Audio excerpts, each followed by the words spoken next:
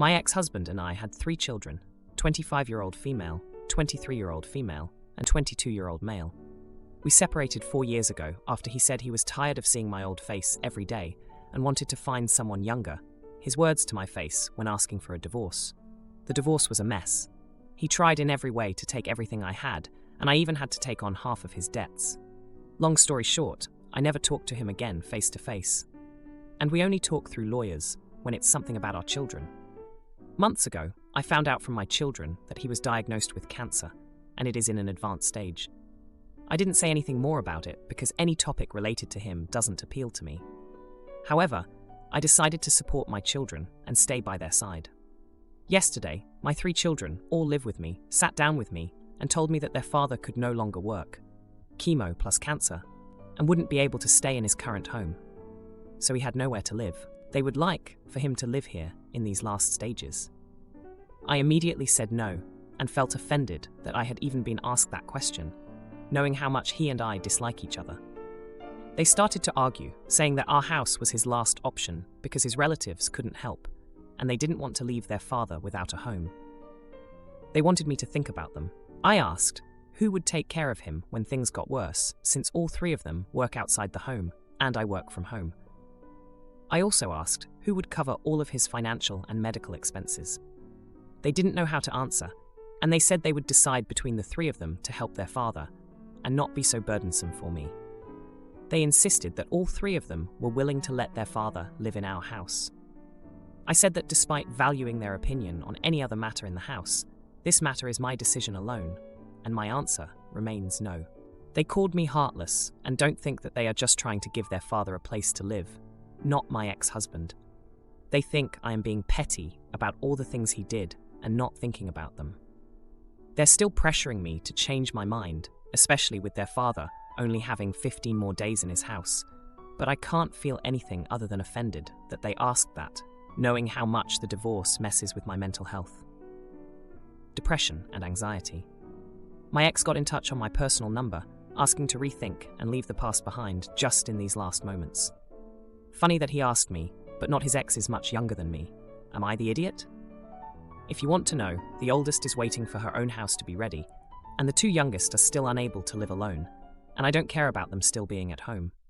Now for a few comments before the update. Comment 1. Not the idiot. Not at all. Your children are totally unfair to ask this of you. My ex got in touch on my personal number, asking to rethink and leave the past behind just in these last moments.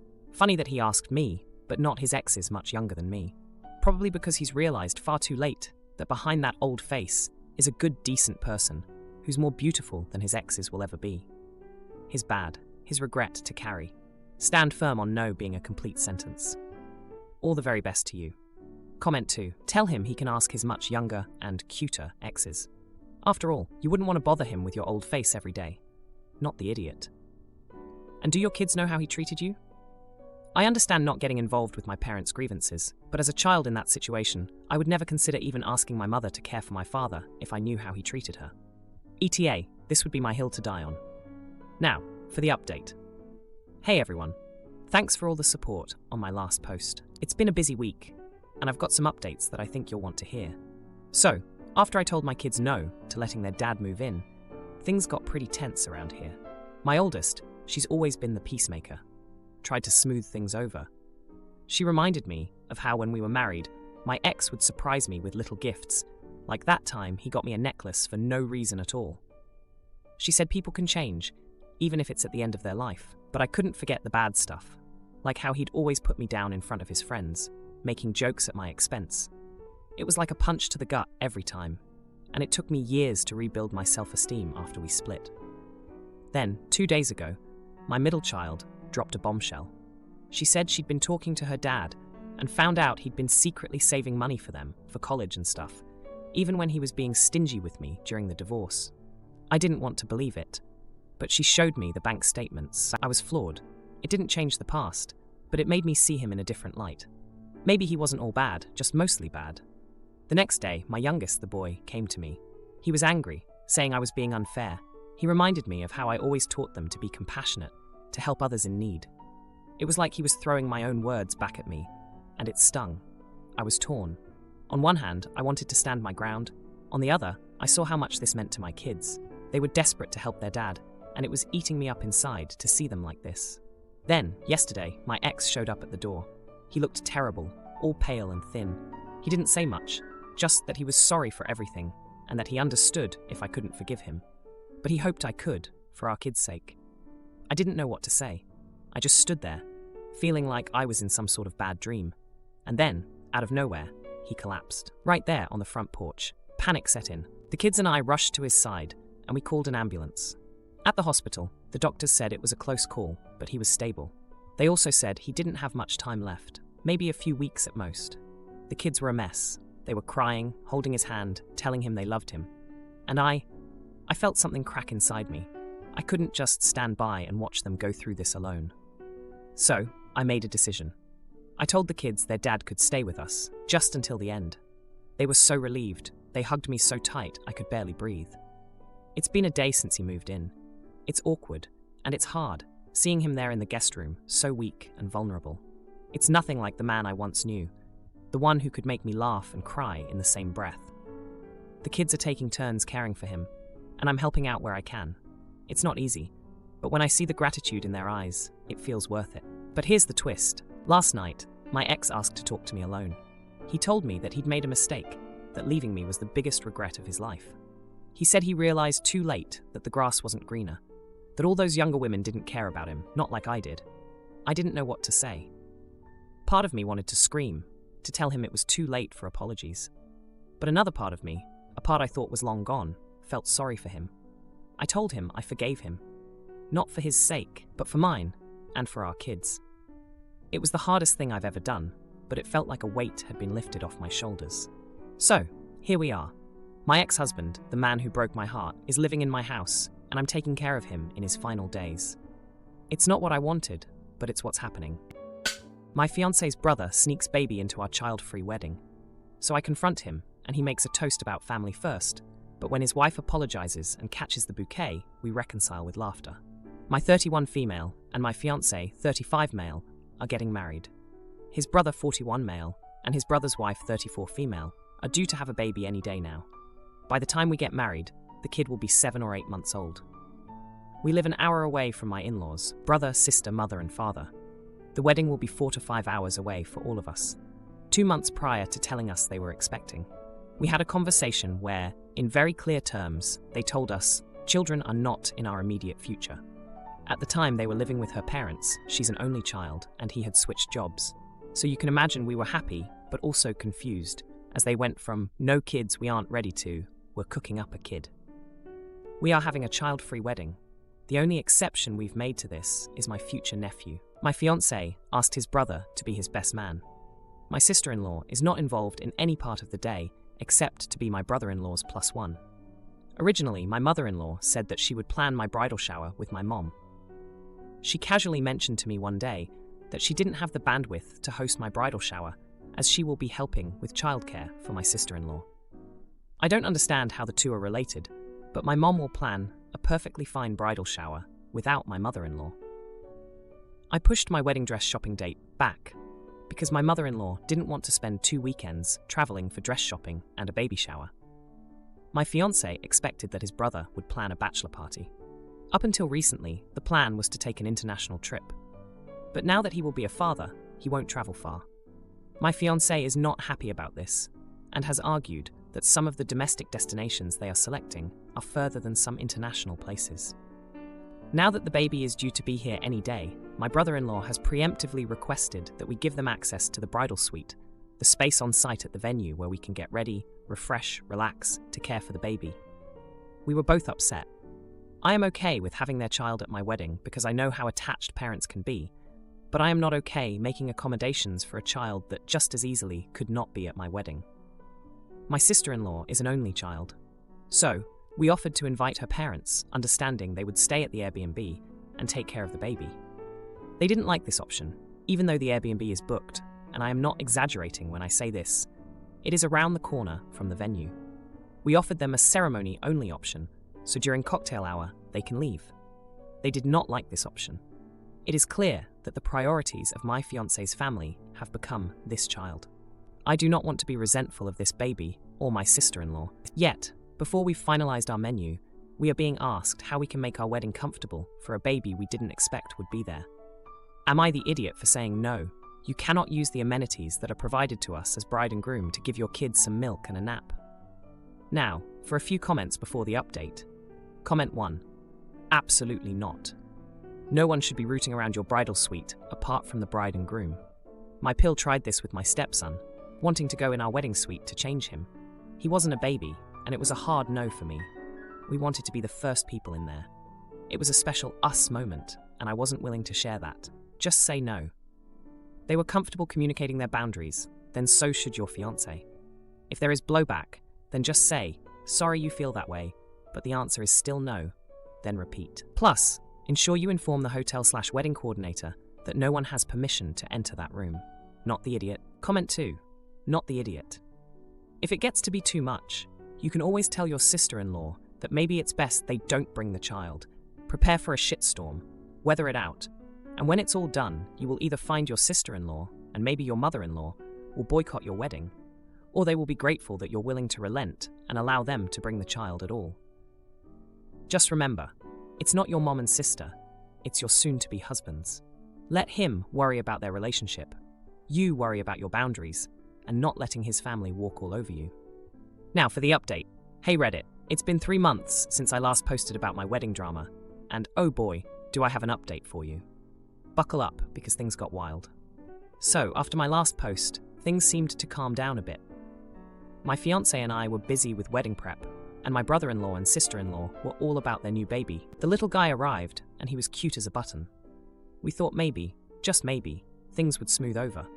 But then, 2 weeks before the wedding, my sister-in-law dropped a bombshell. She announced that she was going to be the maid of honor at her best friend's wedding, which was on the same day as ours. We were blindsided. How could she commit to 2 weddings at once?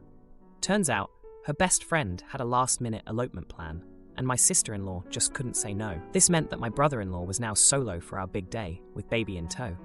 And guess what? He still wanted access to the bridal suite for the baby. My fiancé and I were fuming. We had already made so many concessions, and now this. The week of the wedding, things got even more heated. My mother-in-law, who had been distant since the bridal shower fiasco, suddenly wanted to be involved again. She insisted on coming to the final dress fitting, which was awkward, to say the least. She kept making comments about how the dress should be more baby-friendly, since I'd be holding my nephew at some point. I couldn't believe it. Then, the night before the wedding, at the rehearsal dinner, my brother-in-law made a toast. He started off sweet, talking about family and love. But then he took a turn and started ranting about how family should always come first, and how we should be more accommodating to his new family situation. The room went silent. My fiancé stood up, thanked him for his words, but firmly stated that our wedding day was about us, not about making everyone else comfortable. The day of the wedding arrived, and it was beautiful. The ceremony went off without a hitch, and my nephew was an angel throughout. But during the reception, my brother-in-law disappeared for a while. We found him in the bridal suite, baby on the bed, napping. He had somehow convinced one of the venue staff to let him in. My fiancé was livid. They had a huge confrontation right there in the hallway. Voices were raised, and my brother-in-law finally stormed off, baby in arms, and left the wedding early. But here's the twist. Reddit. After they left, my sister-in-law showed up. She had ditched her best friend's elopement after realizing she wanted to be at our wedding more. She was in tears, apologizing for everything. She explained that she had been feeling overwhelmed with the new baby and her friend's demands and had made a mistake. We were all in shock, but decided to let bygones be bygones and welcomed her to the party. The rest of the night was a blur of dancing, laughter, and a few too many drinks. My sister-in-law ended up catching the bouquet, which was ironic and kind of perfect in its own way. My stepdaughter dumps her baby on me to become a doctor, and now sues for custody playing the victim, but the judge sees right through her lies, and I keep my grandson. Hi, I'm 54 years old. I married my husband when he was 41 and I was 38. He had a 12-year-old daughter who I got along with well, but we were never very close because she visited her mom often. I'll call her Tina. When Tina was 16 years old, my husband passed away suddenly. She could have gone and lived with her mom, but her mom lives a few hours away and she would have had to switch schools in her junior year, so she decided to just stay at home with me. We did become closer then, as we had to get through this together, but she still didn't think of me as a mom, which I totally understand. Tina was planning to go to medical school, but she got pregnant in her senior year. She wasn't even dating the guy. As far as I know, she got drunk and it happened. She pushed through and graduated on time though, but then once her son was born, she asked me if I would take care of him so she could go to medical school. I didn't even think it a burden, because when I was younger, I couldn't have a child of my own, and I was happy to have the chance to raise one. So she moved states and went to college, and first I was calling her weekly to tell her what was going on with her child. But she never called, and slowly I stopped calling. She never called on her own, or seemed to show any interest. When I told her, she just listened politely, but I got the sense that she was just moving on in life, and not really thinking about her son. I still called her every few months for the first few years, but then that faded too.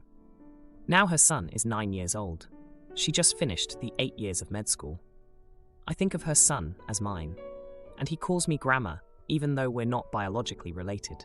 About his biological parents, I told him that everyone has 2 sets of parents, the ones that created the baby he was, and the ones that helped create the adult he would be. I said that for some people, these were the same, and for some people they weren't. I didn't want to straight up tell him his mom didn't care, but I also didn't want to lie. He accepted this, even though the lack of real parents obviously had an impact. Recently, Tina reached out saying she wants to get to know her son.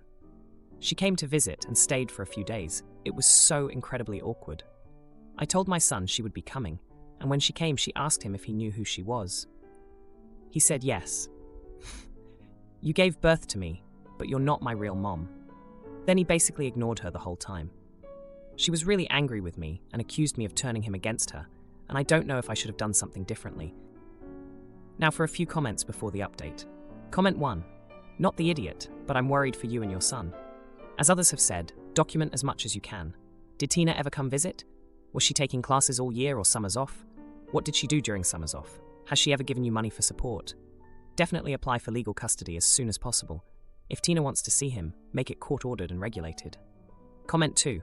Not the idiot. Tell her that it's difficult to promote a long-distance relationship between a parent and child when the mother abandons the kid for 9 years. She is the reason he doesn't know her. He's made up his own mind who his mother is.